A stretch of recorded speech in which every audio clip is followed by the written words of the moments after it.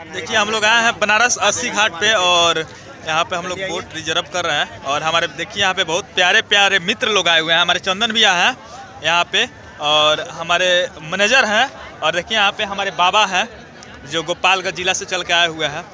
और बहुत अच्छा लग रहा है कि खिचड़ी में हम लोग आए हुए हैं नहाने के लिए। बनारस में 80 घाट पे हम लोग हैं।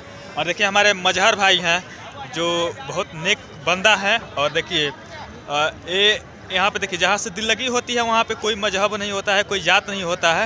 यहाँ पे देखिए हम लोग के साथ में भी गंगा स्नान करने आए हैं। इनको दिल से बहुत बहुत बधाई और थैंक यू सो मच। यहाँ पे देखिए आए हुए हैं हमारे जीजू हैं जो बहुत प्यारे हैं।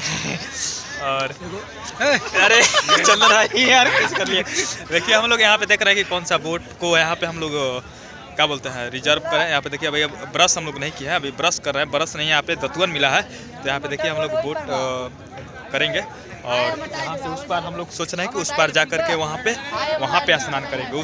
उस पार हम लोग स्नान करेंगे। तो चलिए फिर मिलते हैं नेक्स्ट वीडियो में और दूसरा क्लिप दिखाते हैं उस पार हम लोग पहुँच करके। थैंक यू, नमस्कार, प्रणाम।